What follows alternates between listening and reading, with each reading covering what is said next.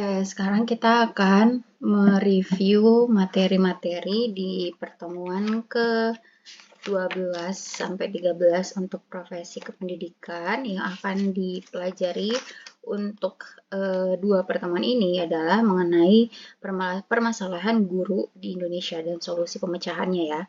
Jadi ada beberapa sub bagian yang akan dirinci untuk materi ini, yaitu tentang tantangan dan permasalahan dalam pembelajaran, pentingnya program pendidikan guru, sulitnya program pendidikan guru, konsep ilmu pengetahuan untuk pembelajaran, sistem penilaian program pendidikan guru, dan tujuan dan manfaat pekerjaan kependidikan sebagai profesi ya.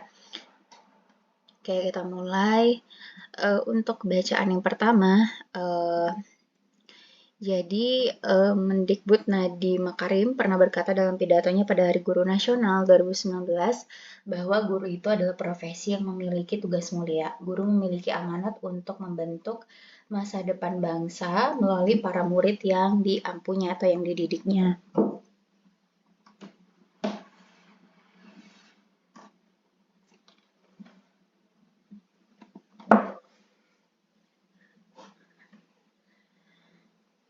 Dengan dasar inilah, Mendikbud berkomitmen untuk terus memfasilitasi dan meningkatkan kualitas semua guru Indonesia agar bisa menjalankan tugasnya dengan lebih mudah dan maksimal. Sejak awal menjabat sebagai Mendikbud, beliau itu memberikan kayak kebijakan dan program yang lebih memihak kepada guru dan bertujuan untuk bisa meningkatkan kualitas dan kesejahteraan guru.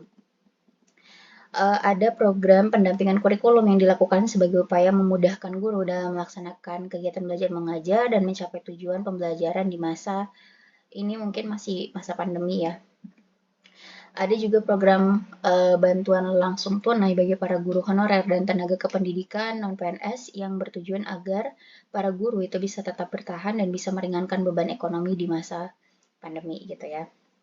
Nah, ada program kuota gratis untuk membantu guru dan murid tetap bisa terkoneksi saat menjalankan KBM daring tanpa harus memikirkan biaya kuota. Beliau juga mengeluarkan platform pembelajaran daring yang menyediakan sumber belajar seperti materi pembelajaran, bank soal, dan manajemen kelas daring, salah satunya itu rumah belajar. Bahkan bahan ajar dan sumber belajar itu juga didukung dengan kerjasama oleh kayak Google for Education, Microsoft 365, Zoom, Quizzes, dan banyak mungkin platform pendidikan lain ya untuk bisa menunjang pembelajaran. Nah, jadi dari sini sebenarnya sudah ada bantuan ya yang bisa diberikan oleh Kementerian Pendidikan dan Kebudayaan untuk guru-guru dalam menunjang proses belajar mengajar ya, karena bantuan tersebut sangat dibutuhkan oleh guru, mengingat banyak sekali tugas guru setiap hari ya. Mereka harus menyiapkan bahan ajar, mereka harus membuat evaluasi, mereka harus melakukan penilaian, mereka juga harus memberikan kayak feedback dari penilaian tersebut seperti apa. Nah, dengan adanya bantuan dari bantuan tersebut gitu ya, jadi guru itu tidak tidak sulit sebenarnya untuk misalnya dalam satu contoh aja membuat bahan tayang. Nah, karena banyak ya yang sudah sudah disediakan oleh Kemendikbud berupa website yang ada bahan ajar, maka guru itu bisa tinggal mengadaptasi aja bahan ajar yang sudah dibuat oleh para rekan guru di website tersebut gitu. Tapi saya lupa apa nama websitenya ya, apalagi kalau yang untuk kurikulum Merdeka Belajar itu mereka ada ya akses untuk guru itu melihat bahan ajar rekan guru, kemudian kayak silabus, RPP, soal, dan lain-lain gitu ya. Nah, itu akhirnya kayak membuat guru itu lebih mudah ya untuk mendapat gambaran seperti apa sih kayak yang sudah dibikin oleh teman-teman lainnya dan itu bisa meringankan mereka tentunya. Nah, di sini ada 8 manfaat untuk jadi guru ya. Terlepas dari tugas guru yang berat dan sebenarnya profesi ini tuh sangat menjunjung tinggi yang namanya hati mulia seorang manusia ya, karena mereka harus sabar dan telaten dalam mendidik anak-anak manusia ini gitu ya. Jadi biar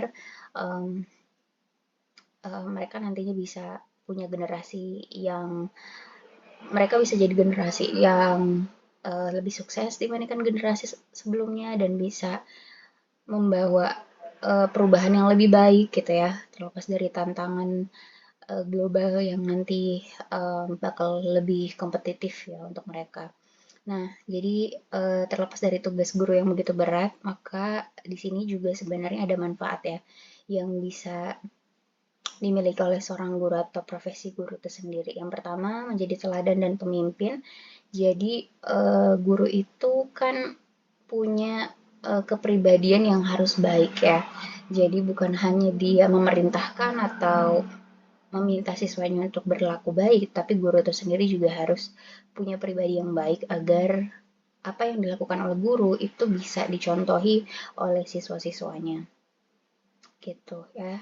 Uh, jadi sebenarnya ketika jadi guru itu kita itu mengevaluasi diri kita juga gitu ya bahwa kita tuh harus jadi manusia yang baik dulu secara individu dan nanti itu akan bisa lebih mudah gitu ya siswa-siswa itu untuk mencontohi perilaku kita tanpa kita harus susah atau bersikeras meminta siswa secara lisan apa yang harus mereka lakukan gitu ya. Nah, jadi itu terus yang kedua pekerjaan yang sebenarnya nggak monoton ya karena sebenarnya guru itu dituntut kan ya untuk bisa selalu adaptif terhadap perubahan lingkungan, terhadap perkembangan ilmu dan teknologi. Jadi guru itu pekerjaan yang selalu menantang manusianya itu gitu ya. Untuk dia bisa lebih inovatif dan dia harus punya perubahan-perubahan di gaya belajar dia gitu. Jadi guru itu membuat si guru itu bisa lebih adaptif sebenarnya sebagai manusia ya karena mereka harus tahu dulu gitu tren saat itu seperti apa gitu ya dan nanti itu pasti akan ngaruh ke inovasi si guru tersebut di kelas. Nah, guru akan lebih banyak ilmu, keterampilan gitu ya. Karena secara nggak langsung mereka akan mengadaptasikan itu di kelas gitu. Jadi mereka harus terus belajar dan terus-menerus bisa menerapkan ilmu dan keterampilan yang mereka miliki itu untuk membuat suasana belajar di kelas itu lebih menyenangkan, lebih berwarna, lebih variatif ya dengan misalnya menggunakan model, metode, atau kayak alat dan bahan atau media yang lebih disukai oleh siswa. Nah, kemudian tentunya tugas guru itu adalah mempersiapkan anak-anak ini bisa jadi orang yang akan memegang masa depan yang lebih baik gitu ya. Dengan cara mempersiapkan siswa ini, anak-anak ini untuk punya kemampuan kognitif yang baik, sikap yang baik, keterampilan yang mumpuni gitu ya. Dan itu tugas yang harus dilakukan kayak bareng-bareng gitu ya. Jadi bukan hanya tugas guru di level SD aja, tapi semua gitu ya. Jadi harusnya pendidikan itu dari SD, SMP, SMA, kemudian universitas itu bisa membuat progres anak-anak itu bisa terus berjalan dan tidak berhenti hanya dengan guru tertentu saja gitu. Jadi harus bisa punya kerjasama di situ. Nah, ini pun juga harusnya dibantu oleh kayak orang tua dan lingkungan masyarakat membuat progres anak-anak itu tetap pada track yang seharusnya, yang sebaiknya dan sebenarnya gitu. Jadi itu ya. Kemudian sebenarnya kalau ini uh, masih perlu diperbaiki lagi karena jam kerja guru itu memang kalau secara official hours-nya atau jam kerja, jam kantor ya memang dari jam 8 misalnya atau jam 7 sampai jam 4 lah ya. Tapi sebenarnya setelah selesai di kelas atau di sekolah itu masih banyak tugas guru gitu. Jadi belum bisa dikatakan fleksibel gitu ya. Jadi kayak tugas-tugas guru itu dibawa ke rumah dan dia akhirnya nggak punya waktu untuk istirahat, untuk keluarga gitu ya, atau untuk yang seharusnya kayak di lingkungan rumah itu harusnya ya bisa menikmati gitu ya. jam-jam istirahatnya dia gitu, jam istirahat, jam tidur gitu. Tapi karena tugasnya itu dibawa ke rumah dan itu akhirnya menyita waktu istirahat, tentunya akan mempengaruhi mental kemudian fisik guru gitu ya secara kesehatan. Dan nanti kalau itu terus-menerus berlanjut, jadinya kan si guru itu akan ketemu lagi tuh pagi hari, kemudian sore gitu, gitu aja seterusnya. Dan ini sebenarnya masih perlu bisa diperbaiki ya untuk jam kerja yang fleksibel yang memang benar-benar harus fleksibel. Makanya kenapa um, menurut saya rules kayak ketika guru itu selesai di sekolah maka harusnya dia nggak punya beban lagi yang begitu banyak untuk dia bawa ke rumah. Bolehlah untuk misalnya belajar gitu ya di rumah, mempersiapkan bahan tayang, tapi tidak sampai menyita waktu istirahat atau waktu yang benar-benar apa ya, benar-benar untuk free gitu ya, untuk santai gitu. Jadi ini perlu diperhatikan lagi sebenarnya ya. Jadi tugas guru itu harusnya dilakukan di lingkungan atau di tempat atau di jam yang memang seharusnya. Ya, jadi memang ini perlu penyesuaian untuk bisa guru itu bisa memanajemenkan waktu ya di segala hektiknya pekerjaan dia, tapi harus bisa memanage waktu sendiri gitu ya. Jadi karena ya secara kenyataan jam kerja yang fleksibel itu masih belum terlihat sebenarnya di kehidupan sehari-hari ya. Jadi berarti harus gurunya itu sendiri yang bisa memanage waktunya dia ya.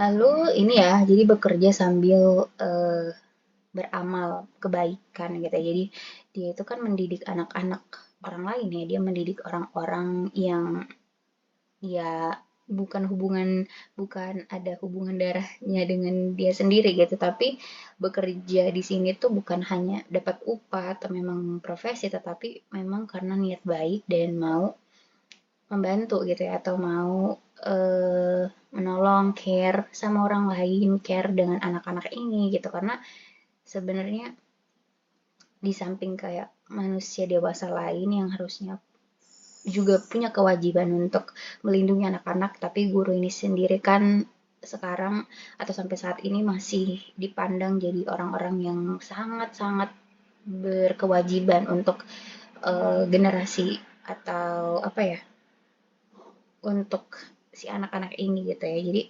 mereka memang punya beban berat ya, tugas berat untuk memikul itu gitu ya. Jadi harapannya guru-guru tersebut punya hati yang tulus ya dalam melakukan pekerjaannya. Jadi mendidik dengan sebaik mungkin, mendidik dengan setulus mungkin, mendidik dengan selembut mungkin gitu ya anak-anak ini, biar anak-anak ini tuh juga mendapatkan kasih sayang ya di sekolah ya. Jadi terlepas dari mereka mendapatkan ilmu pengetahuan atau insight atau inspirasi dari guru, tetapi guru juga harus tetap memberikan kasih sayang atau cinta gitu ya ke proses pembelajaran yang dia berikan di kelas.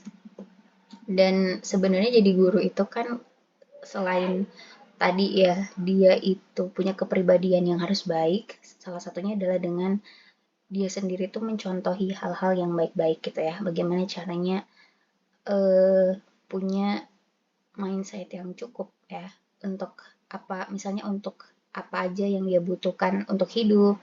Kemudian nanti akan kelihatan dari cara guru itu berpakaian, cara guru itu um, apa ya, menampilkan image-nya gitu ya. Jadi guru yang baik tentunya sebenarnya menerapkan ilmu pengetahuan atau apa ya, wawasan yang dia miliki di aktivitas sehari-hari dia gitu ya, yang mana sesimpel guru itu juga menjaga lingkungan, guru itu juga membeli barang-barang yang memang benar-benar dibutuhkan, bukan sesuatu yang diinginkan saja gitu, atau kayak perlombaan gaya hidup mewah. Itu kan sebenarnya memang nggak ada peraturan dari situ gitu ya, nggak ada peraturan itu gitu ya.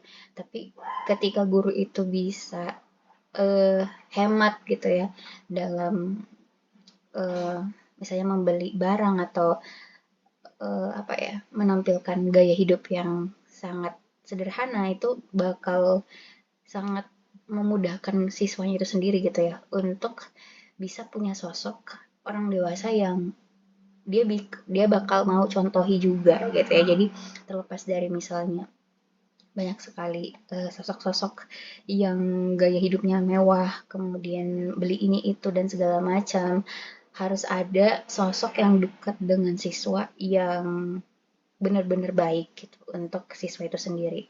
Karena kalau nggak ada sosok guru yang sederhana, guru yang mencontohi hal baik, maka siswa tersebut nanti nggak tahu bahwa ternyata ada pilihan gaya hidup yang sederhana yang dicontohi oleh gurunya. Nah ini ya, jadi guru itu menampilkan keteladanan ya ke siswanya.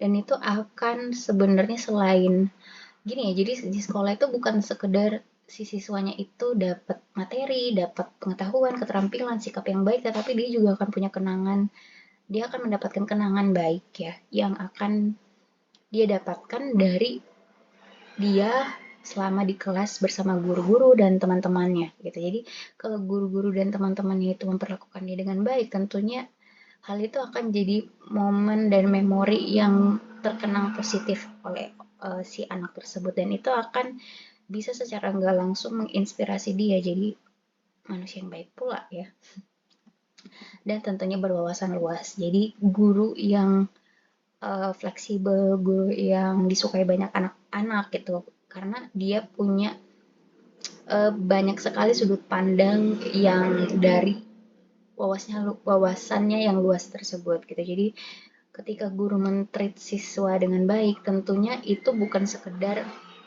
guru itu melakukan tanpa pengetahuannya ya. Jadi dengan adanya wawasan dia yang luas, perspektif yang beragam, maka dia akan memperlakukan semua siswa itu ya sama-sama berharganya gitu. Jadi respect ke anak-anaknya juga. Jadi bukan sekedar anak-anak itu respect ke guru, tapi guru itu juga respect dengan anak-anak tersebut dan memahami misalnya ketika anak-anak itu menampilkan kenakalan, guru itu tidak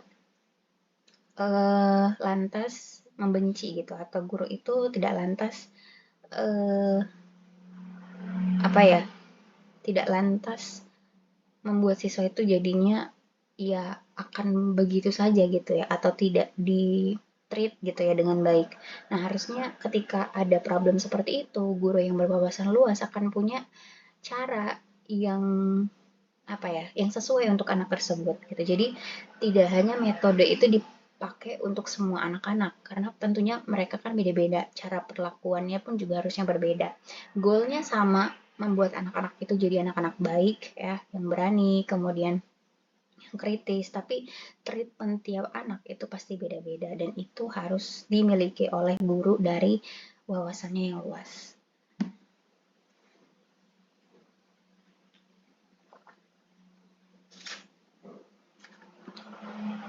Oke, nah sekarang kita ke materi yang kedua ya, atau bahan bacaan yang kedua.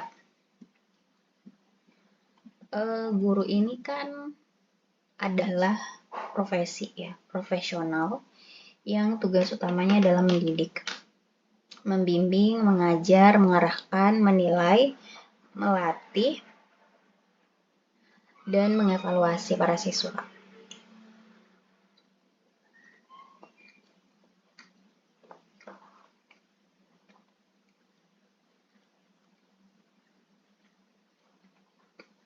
Biasanya memang ya istilah guru itu untuk pendidikan formal ya.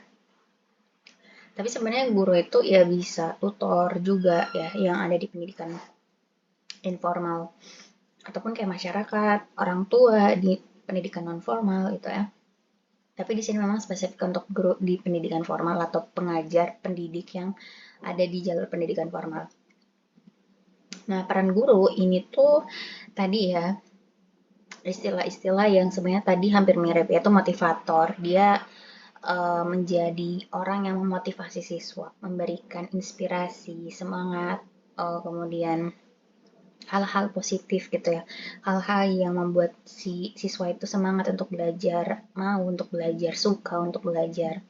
Lalu memfasilitasi fasilitator. Guru itu juga harus bisa memberikan kayak apa sih yang dibutuhkan oleh siswa untuk belajar, apakah kayak media, apakah lingkungan yang kondusif, apakah pengalaman yang baik gitu, apakah jawaban-jawaban yang bisa menjawab pertanyaan siswa. Mediator, guru itu adalah penengah antara materi yang mau diajarkan atau keterampilan yang mau diperoleh siswa dan siswanya itu sendiri ya. Jadi media itu bukan hanya sekedar alat atau bahan atau media itu sendiri ya, atau tools, tapi guru sendiri itu adalah media. Dan juga pengelola kelas. Dia punya tugas untuk membuat kelas itu bisa kondusif untuk fokus belajar si siswanya, membuat siswa itu bisa aman ya untuk belajar.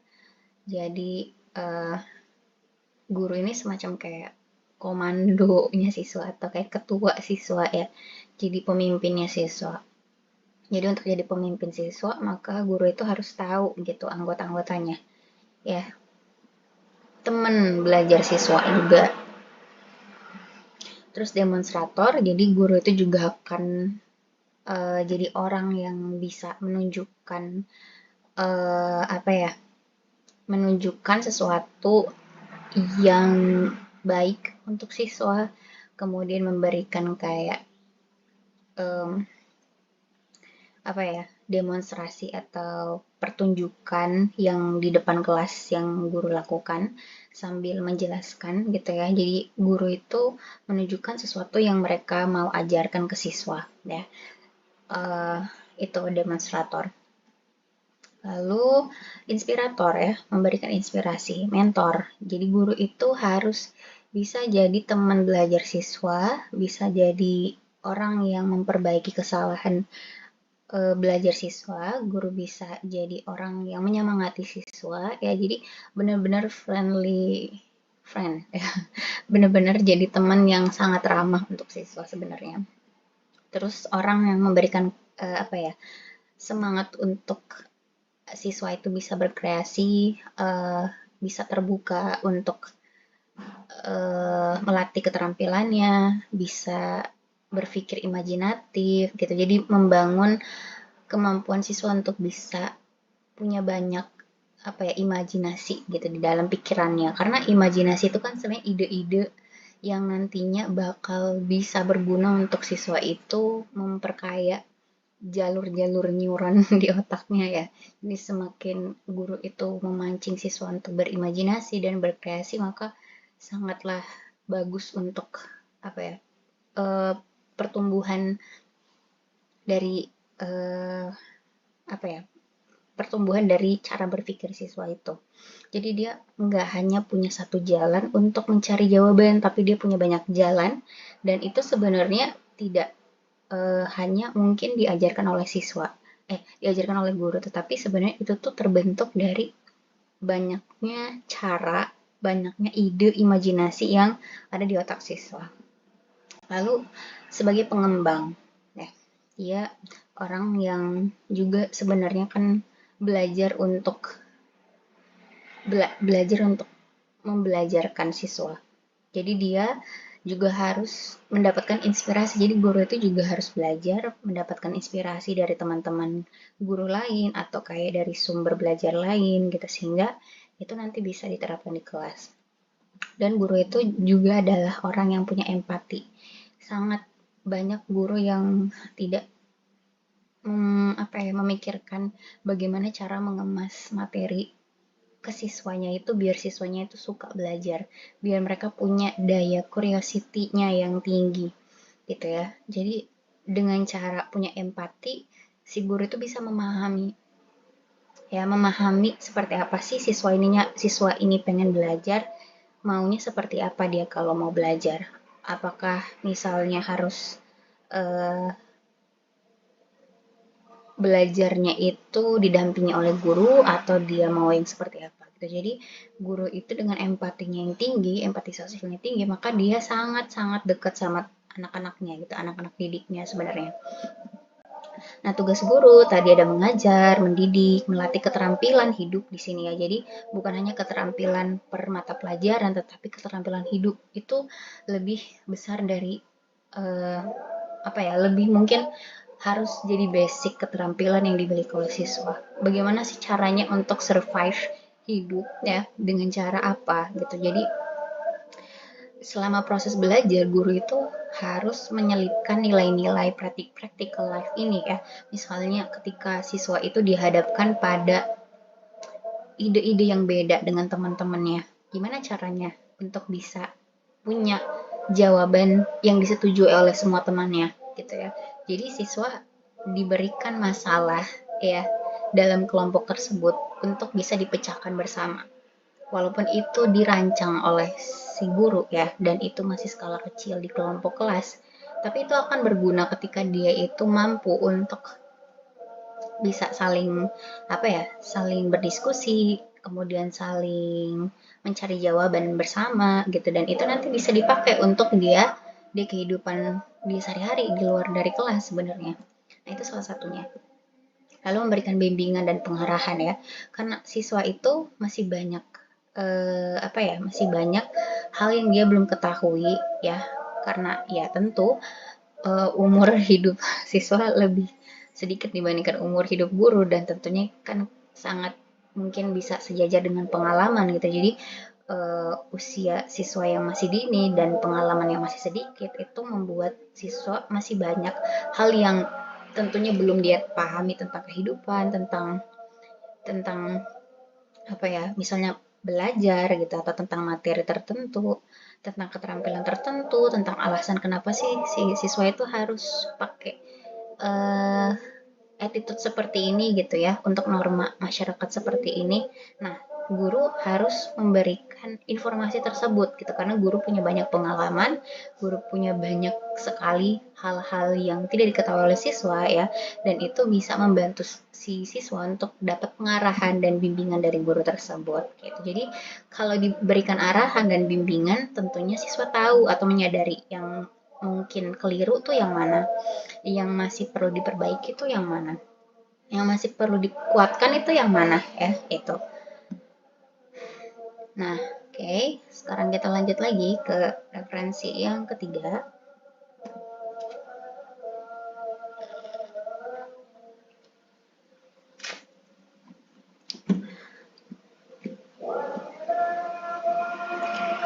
Jadi ini tentang sistem penilaian PPG ya. Jadi ada yang dalam jabatan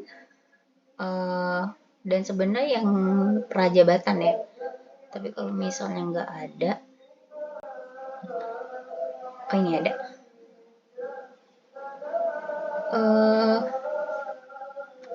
Ini sama ya.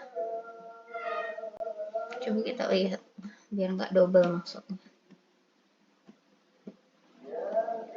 Kayaknya beda.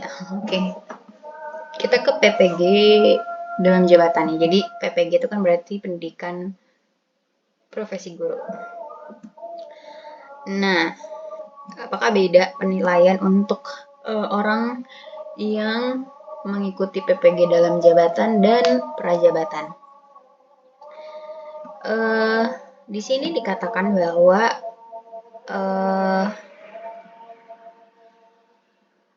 saya belum baca. Jadi lingkup penilaiannya di sini adalah penilaian proses dan produk daring, penilaian proses dan produk pengembangan perangkat pembelajaran termasuk proposal PTK ya, penelitian tindakan kelas, proses dan produk PPL, laporan PPL dan PTK, uji kompetensi, pengetahuan dan kinerja. Ini penilaiannya ya. Nah, prosesnya itu tahap pertama dilakukan dengan sistem yaitu proses dan produk daring. Ini yang dalam jabatan ya. Tahap kedua dilakukan LPTK mencakup penilaian proses dan produk lokakarya, penilaian proses dan produk PPL. Tahap ketiga dilakukan oleh panitia nasional, uji pengetahuan dan uji kinerja. Jadi sebenarnya kelulusan PPG dalam jabatan itu harus ada produk yang memenuhi kelulusan passing grade ya. Terus juga proses ya, pengetahuan ya, kemudian keterampilan mengajar di situ. Oh, cuma hanya itu aja.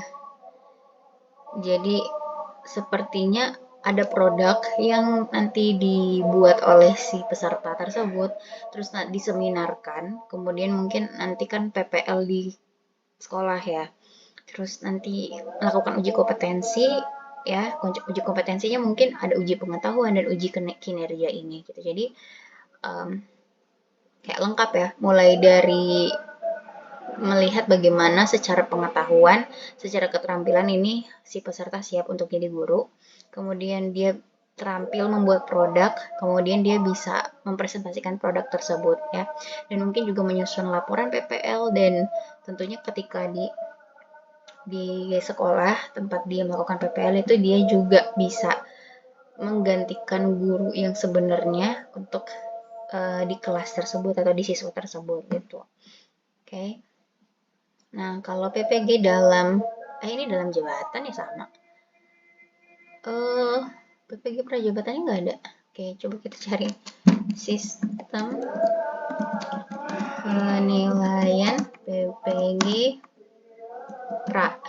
Jadi ini untuk, kalau yang dalam jabatan tadi kan dia untuk ini ada gimana sih? Nggak fokus. Kalau yang dalam jabatan berarti kan guru-guru yang dia itu pesertanya tuh udah jadi guru ya. Dia sudah punya pengalaman jadi guru dan dia mau mendapatkan sertifikat pendidik. Nah, kalau ini berarti PPG itu pesertanya adalah orang-orang yang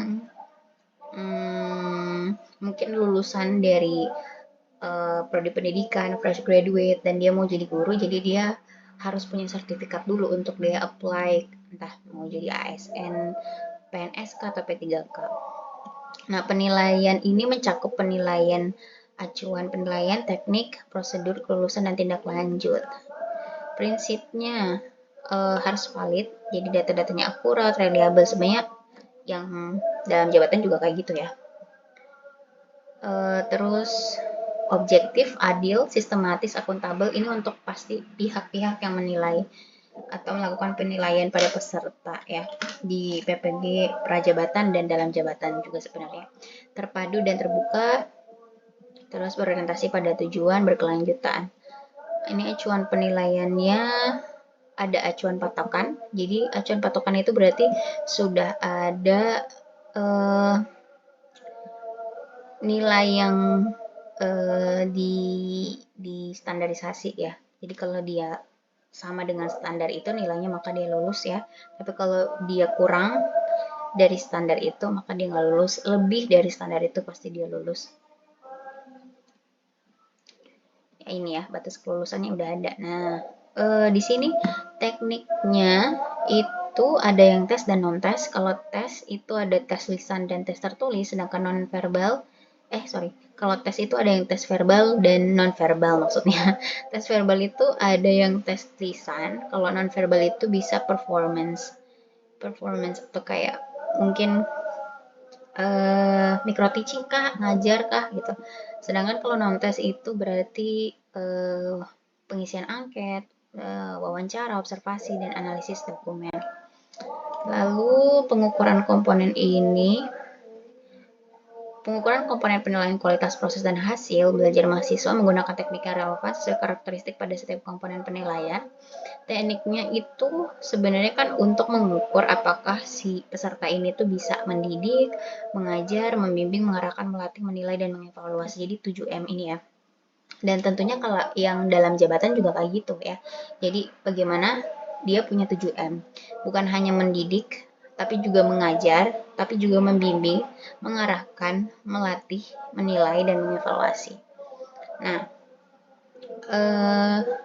selain itu ada aspek perilakunya, kemudian karakter guru ya.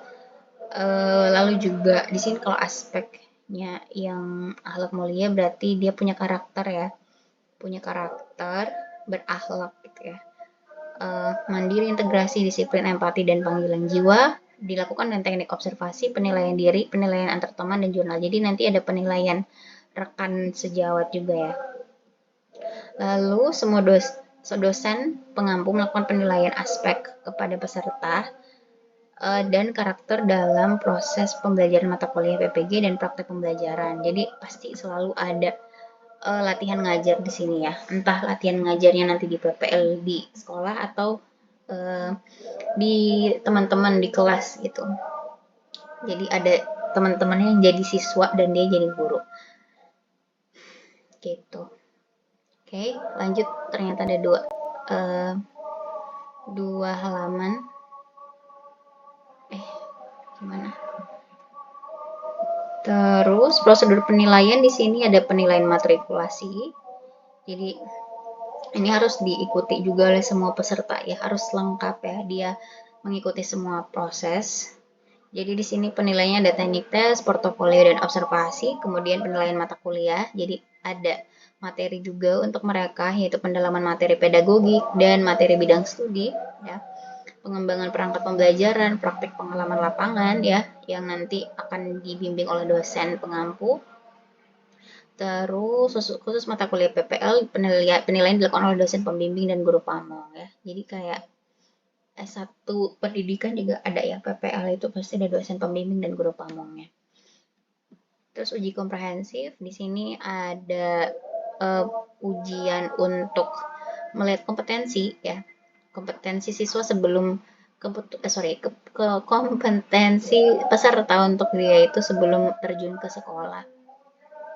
Jadi setelah itu, untuk mengikuti ujian itu mereka itu harus menyiapkan perangkat pembelajaran, penguasaan pedagogik, termasuk technological, pedagogical, and content knowledge. Jadi ada perangkatnya itu harus ini ya, memuat TPACK, jadi harus ada pengetahuan konten dan juga pengetahuan pedagogik dan juga pengetahuan teknologi ya di perangkat pembelajarannya, dan harus materi-materi yang sudah HOTC atau high order thinking. Uji komprehensif ini dilakukan secara lisan dan atau tulis selama 2 jam pelajaran dengan penguji dua orang dosen sesuai bidang kaliannya. Lalu ada penilaian praktek ya. Jadi nanti ada micro teaching ya, terus PPL dan praktek PTK dengan instrumen unjuk kerja atau project. Jadi ngajarnya 3 kali ya, ada micro teaching, PPL, dan praktek untuk penelitian tindakan kelas. Jadi biasanya itu mungkin goalnya artikel penelitian. Terus penilaian kinerja ini nanti ada deskripsi diri, portofolio, dan observasi. Gitu ya. Jadi sebenarnya yang dalam jabatan sama jabatan hampir-hampir mirip ya. Iya. Oke. Nah, sekarang kita lanjut lagi ke pendidikan sebagai ilmu pengetahuan. Oke, kita break dulu karena sebentar lagi ya azan Isya di sini. Di sini nggak bisa di pause rekamannya, jadi ya kita akan dengerin suara azan.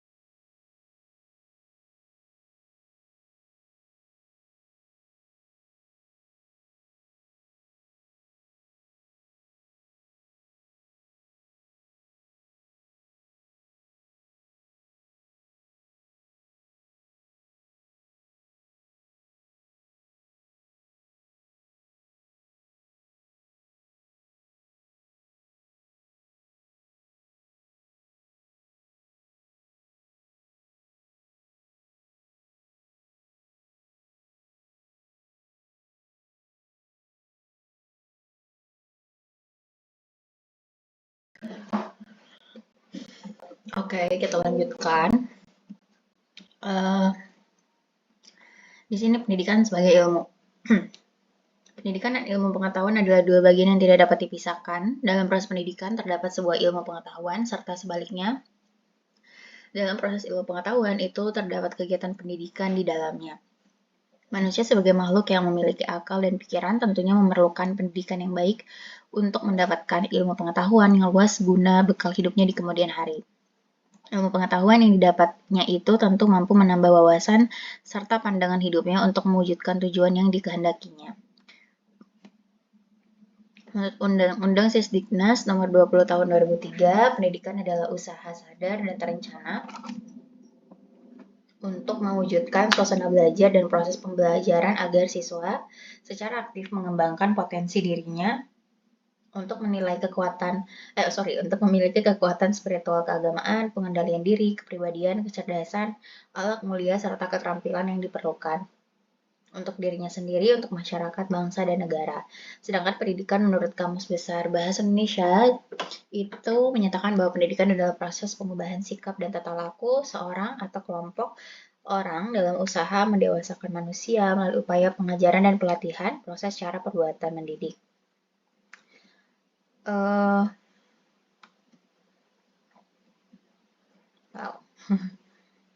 Still going. Oke. Lanjut ya, kita baca aja dulu. Nanti kalau ada komentar dari saya bakal saya berikan juga. Tadi sampai mana? Oh ya ini. Nah, dari definisi tersebut, kita bisa menarik kesimpulan bahwa pendidikan merupakan proses yang sengaja diwujudkan untuk mengembangkan kemampuan intelijensi dan religi manusia. Ilmu pengetahuan merupakan hasil dari proses pendidikan yang tersusun secara sistematik dan terukur. Ilmu adalah pengetahuan tentang suatu bidang yang disusun secara bersistem menurut metode tertentu yang dapat digunakan untuk menerangkan gejala tertentu di bidang pengetahuan. Sedangkan ilmu menurut pendapat lain itu mengatakan bahwa pengetahuan yang telah disusun secara sistematis dan berlaku umum, sedangkan pengetahuan pengalaman yang bersifat pribadi atau kelompok yang belum disusun secara sistematis karena belum dicoba dan diuji. Jadi bedanya pengetahuan itu sebenarnya segala sesuatu yang diketahui oleh manusia gitu ya.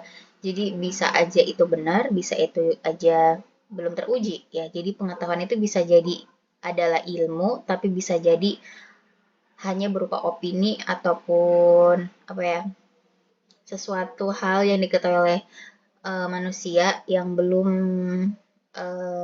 teruji kebenarannya. Jadi pengetahuan itu bisa ilmu atau non ilmu. Sementara kalau ilmu itu udah pasti pengetahuan yang sudah teruji validitasnya gitu atau teruji kebenarannya. Nah, jadi bedanya kalau ilmu itu dia udah punya metode, maksudnya ilmu itu terdiri dari serangkaian pengujian dari pengetahuan tersebut. Jadi ada metodenya, kemudian ada tentunya yang dibicarakan dalam ilmu tersebut atau objek kajiannya dan juga sistematika penyusunannya. Nah, pendidikan itu adalah bagian dari ilmu pengetahuan ya, karena pendidikan ini tuh sebenarnya kan dirancang oleh ahli pendidikan yang mana pasti dimulai dari merumuskan gitu ya, kenapa sih pendidikan ini tuh diselenggarakan gitu ya, apa tujuannya. Kemudian untuk bisa mencapai tujuan tersebut, apa yang harus dilakukan. Pasti ada komponen-komponen dalam proses penyelenggaraan pendidikan tersebut gitu. Nah,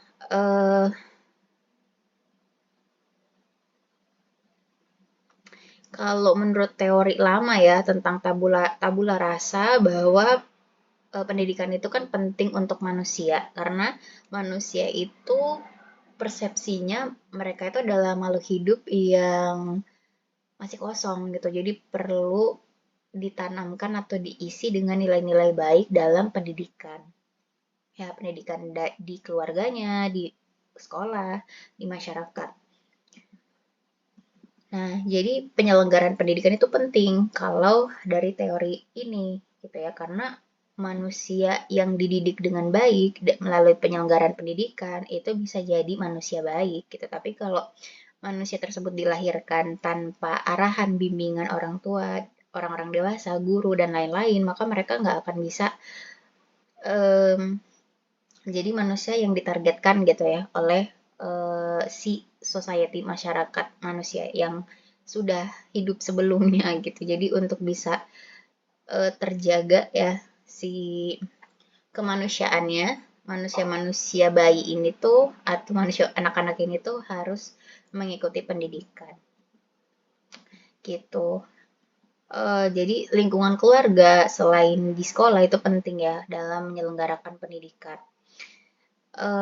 Pembentukan karakter, kemudian peningkatan kognitif siswa ya dari segi kemampuan dia menganalisa permasalahan atau wawasan dia terhadap ilmu pengetahuan itu tidak hanya dilakukan di sekolah sebenarnya ya, tapi juga sebenarnya apa yang mereka sudah peroleh dari sekolah itu bisa juga dilanjutkan atau dipakai ketika mereka di rumah ataupun mereka di masyarakat gitu.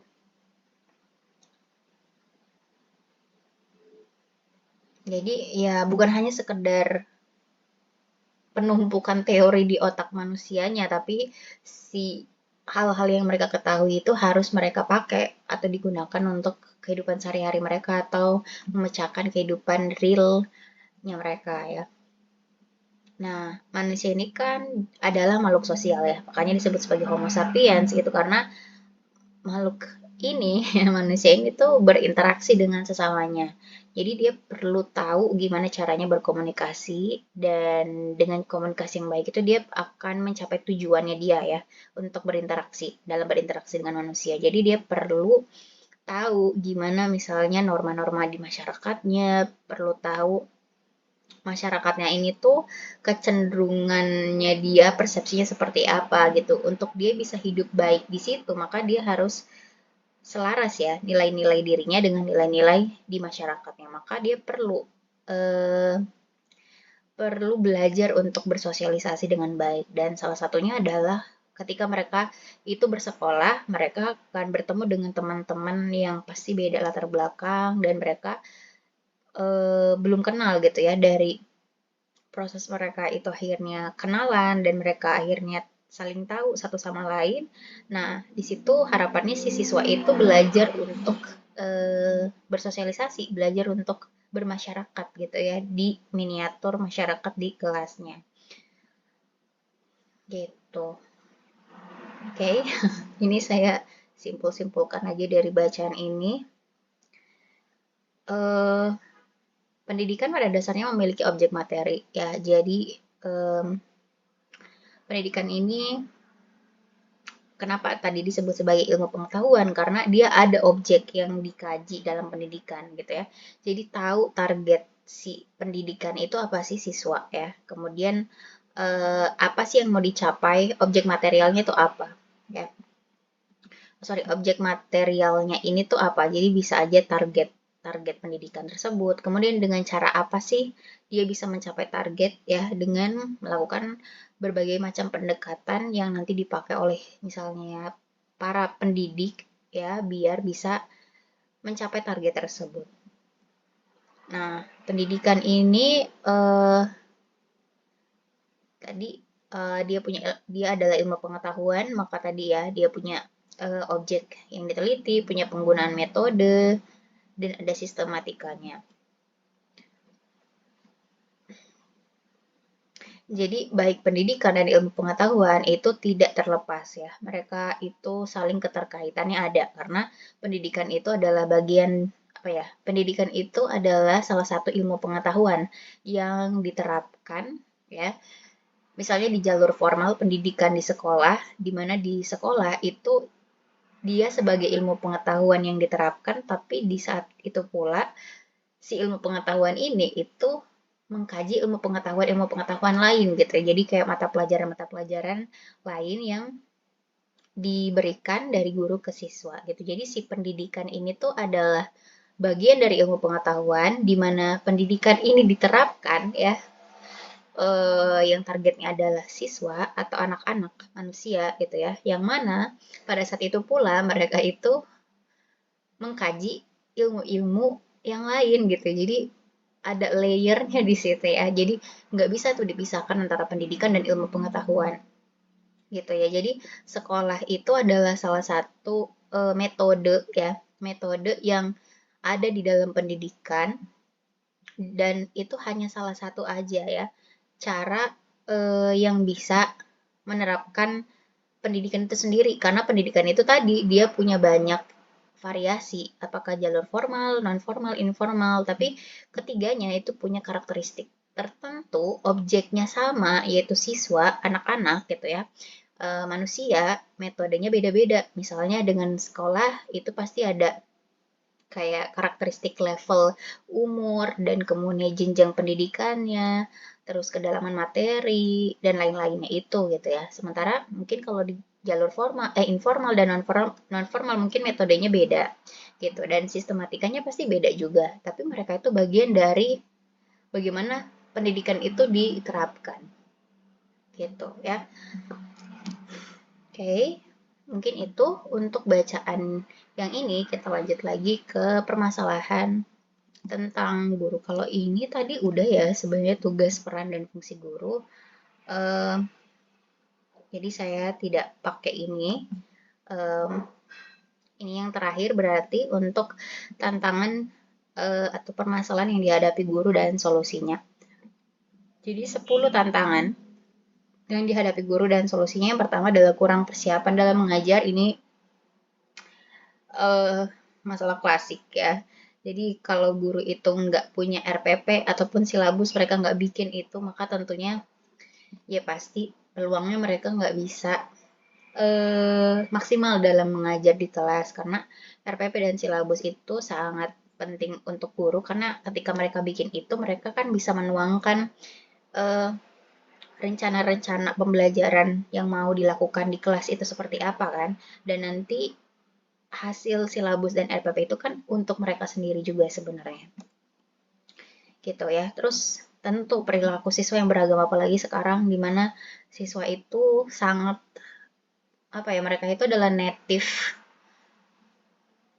user teknologi lah. Mereka itu orang yang dari lahir itu udah bisa menggunakan teknologi tanpa diajarkan, tanpa kayak kita yang harus beradaptasi dulu. Jadi dengan hal yang seperti itu banyak sekali karakteristik siswa yang meningkat ragamnya karena dia upbringingnya itu dipengaruhi oleh informasi-informasi atau paparan apa ya paparan pengetahuan dari luar gitu ya dibandingkan mungkin yang hanya di keluarganya aja gitu jadi dia mungkin dari segi kognitifnya kah itu mungkin eh, lebih pinter ya dibandingkan kalau anak-anak zaman dulu yang eh, ada teknologi gitu. Jadi dia udah lebih punya critical thinking sejak dini dan itu yang akan membuat guru itu bisa kewalahan kalau misalnya gurunya itu sendiri tidak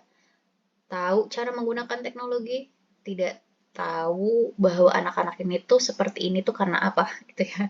Karena apa gitu. Jadi dia tidak akan bisa beradaptasi dengan anak-anak yang beragam tersebut dan nggak tahu cara treatmentnya seperti apa ya. Terus guru itu mungkin hanya terpaku untuk bisa menyelesaikan materi dalam satu semester, maka dia nggak akan punya waktu untuk benar-benar pengen tahu si anak-anaknya ini tuh potensinya apa sih, mereka itu kesukaannya apa, kelebihannya apa gitu ya, dia itu pengen jadi apa gitu ya, itu nggak dilakukan oleh guru karena mungkin dia terpaku untuk menyelesaikan materi yang harus diberikan ke siswanya gitu biar waktunya itu cukup karena tentu secara realita waktu yang tersedia di kelas itu tidak bisa memfasilitasi secara efisien materi yang begitu banyak yang harus diajarkan di kelas. Lalu bisa juga karena siswanya itu kurang fokus ya. Jadi karena banyak sekali gangguan yang itu tuh nggak bisa dikendalikan oleh guru, karena gangguan itu adanya di luar ya. Dan bagaimana caranya guru bisa mengontrol agar si siswanya itu bisa tetap fokus ke materi atau ke planning pembelajaran itu ya. Ya sebenarnya mungkin kalau jam terbang gurunya itu makin banyak, maka mereka bisa sebenarnya ya makin terlatih untuk menghadapi situasi-situasi lingkungan luar yang nanti bisa jadi problem di kelas itu, karena mereka udah banyak pengalaman, jadi mereka udah mencoba banyak cara lah ya. Jadi banyak-banyakin jam terbang untuk mengajar, dan juga sebenarnya untuk mengurangi hambatan atau gangguan yang datang dari luar yang bisa mempengaruhi konsentrasi siswa, itu sebenarnya juga dengan dia itu bisa membrowsing atau kayak cari-cari banyak sekali video-video di YouTube tentang cara untuk membuat konsentrasi siswa itu tetap ada di kelas ya. Mungkin dengan memberikan ice breaking atau um, apa ya, jeda beberapa menit gitu ya dalam 1 jam pelajaran untuk rest sebentar terus lanjut lagi, atau kayak membuat suasana kelas itu lebih menyenangkan atau lebih menghibur siswa gitu ya, biar si siswanya itu dengan hal-hal menyenangkan itu mereka bisa balik lagi konsentrasinya di kelas gitu. Kemudian pengajaran yang kreatif ini juga ya didasarkan oleh inovasi guru yang harus selalu up to date terhadap metode-metode yang belum mereka lakukan di kelas. Jadi semakin banyak variasi metode di kelas, maka siswa bisa aja suka gitu ya terhadap pembelajaran itu atau materi itu, walaupun awalnya mereka nggak suka gitu. Jadi bagaimana cara guru itu mendeliver materi itu penting sekali. Nah, kurang interaksi dalam pembelajaran ketika si gurunya itu uh, sangat tadi ya terpaku dengan materi yang harus selesai pada waktunya ya, dari alokasi waktu yang terbatas, dan guru itu sangat serius untuk target itu sehingga dia nggak punya momen menikmati gitu ya mengajar di kelas. Jadi kurang interaksi guru dan siswa bisa terjadi karena hal itu. Nah, bisa jadi gurunya itu maunya selalu punya jawaban yang final ya. Jadi ketika gurunya itu nggak mau dikritik, gurunya itu nggak mau dapat input dari siswanya, atau sharing, si gurunya itu kayak membuka sharing session di kelas, maka siswa yang zaman sekarang ini tuh nggak akan betah di kelas, karena siswa sendiri sebenarnya ketika mereka diminta untuk coba cari jawaban di internet atau di HP kamu atau di laptop kamu, pasti mereka udah punya jawaban sendiri terlepas mereka itu belajar dari gurunya sebelumnya gitu ya. Jadi guru itu harus open minded, nggak boleh merasa paling benar ya, karena informasi pembelajaran materi ajar itu bisa diakses oleh siswa pada saat itu juga sekarang. Nah, ini juga ya daya serap siswa. Jadi bagaimana si guru itu tahu karakter siswa yang misalnya ada yang cepat menangkap pembelajaran, ada yang lambat gitu. Dan itu harus diketahui tuh faktor-faktornya kenapa dan solusinya seperti apa untuk mereka. Dan ini ya kurang menjadi contoh. Jadi guru itu harus dekat sama siswa. Guru itu adalah panutan siswa ya. Sosok teladan yang harus dicontohi sikap-sikapnya, kemudian menjadi inspirasi bagi siswa. Maka guru itu harus sangat dekat sebenarnya dengan siswa secara fisik. Apa ya, ketika di kelas itu guru itu harus ya tidak hanya di depan, tapi dia juga mendekati siswa ketika siswa itu mendapatkan kesulitan dalam proses pembelajaran gitu. Secara fisik dia dekat, secara psikologi juga dia dekat, karena ketika guru dan siswa dekat, maka si guru itu udah nggak miskom lagi ya terhadap karakter siswanya. Kalau siswa kurang disiplin, sebenarnya tinggal gurunya itu menanyakan gitu kenapa dia misalnya tidak tepat waktu gitu ya, atau dia nggak mengerjakan tugas soal, kenapa dia tidak perhatikan gitu. Jadi sebenarnya karena siswa itu adalah manusia gitu ya, tinggal treatmentnya si guru itu lah ya untuk bisa cocok dengan si siswa-siswa yang seperti ini gitu. Jadi ketika dia diberikan hukuman karena dia salah, mungkin bisa jadi bagi anak tertentu itu tidak bisa mengatasi ya masalahnya ya. Ada juga yang harus dinasehati, ada juga yang harus bicara empat mata dengan gurunya biar si gurunya tuh tahu alasannya itu apa. Pasti selalu ada alasan dari setiap tindakan siswa ya. Dan bisa jadi ketika dia itu kurang disiplin, dia sebenarnya mungkin meminta perhatian gitu ya untuk si gurunya itu biar lihat dia dan caranya dengan seperti ini. Gitu. Ya, mungkin itu berarti untuk hari ini tentang materi profesi kependidikan untuk menit ke-12 dan ke-13 ya. Untuk pertemuan ke-14 dan 15 bakal ada di video next ya. Oke, thank you.